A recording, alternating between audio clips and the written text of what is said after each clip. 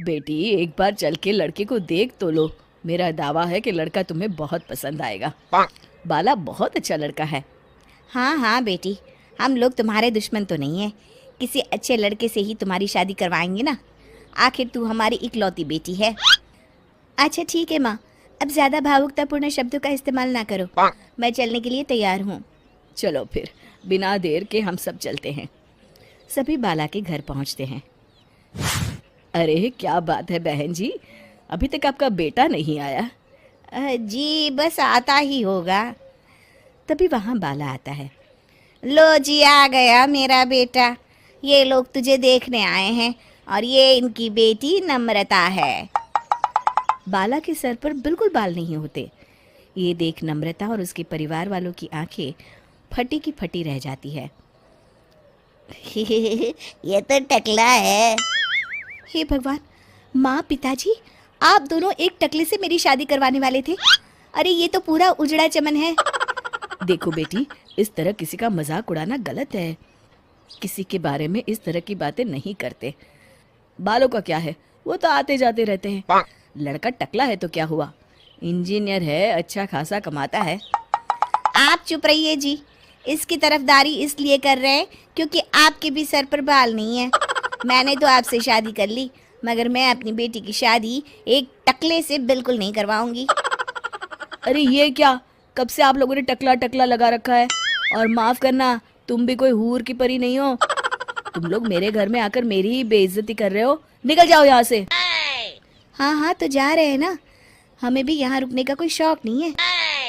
नम्रता और उसके परिवार वाले उठकर वहां से जाने लगते हैं। तभी नम्रता का छोटा भाई जाते जाते कहता है, टकला, तेरा बाप टकला। और इस तरह बाला का रिश्ता टूट जाता है। फिर एक दिन सड़क के किनारे एक घर में आए थे, सबका ख्याल रखना।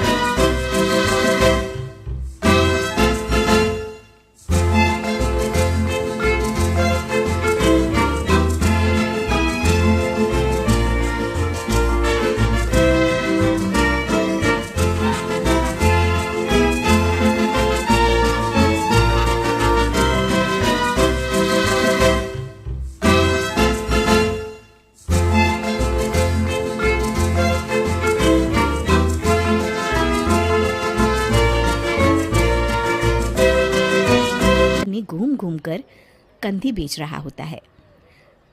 कंधी ले लो, कंधी, एक से बढ़िया एक कंघी ले लो, नए जमाने की कंघी ले लो। अरे भाई ये ले लो। घूमते घूमते वो बाला के पास पहुंच जाता है। अरे भाई साहब, कंधी लोगे क्या? ये लो। तभी उसकी नज़र बाला के सर के ऊपर पड़ती है। अरे माफ़ करना भाई साहब, आप इसे लेकर क्या करोगे? आपके सर पर तो बाल ही नहीं है, आपका तो स्टेडियम पूरा खाली है। चलता हूँ, कंधी ले लो, कंधी ले लो। कंधी वाले की बातें सुनकर बाला को बुरा लगता है। उस समय बाला को ऐसा महसूस होता है कि उसके लिए दुनिया में सबसे कीमती कोई चीज़ अगर है तो वो सिर्फ बाल है। बाला सड़क पर चलते हुए लोगों के बाल बड़े गौर से देखता है। चलते चलते बाला एक मंदिर के पास पहुंच जाता है। हे भगवान, तुमने ये मेरे साथ क्या किया? थोड़े से बाल अगर मुझे दे देते तो तुम्हारा क्या चला जाता? सारी दुनिया मेरा मजाक उड़ाती है। अरे भाई, आज पहला इंसान देख रहा हूँ जो मंदिर आकर भगवान से अपने लिए बाल मांग रहा है। बेटा, भगवान ने तुम्हें सब कुछ तो दिया है, अच्छी सेहत है, अच्छी नौकरी है। लगता है तुम्हारी तबीयत ठीक नहीं है। घर जाओ, सब ठीक हो जाएगा। बाला वहाँ से चला जाता है। घर पहुंचकर बाला खाना खाता है और अपने कमरे में सोने के लिए चला जाता है। फिर सुबह जब बाला सोकर उठता है तो आईने के सामने अपने आप को देखकर हैरान हो जाता है। बाला के सर पर एकदम घने बाल आ जाते हैं।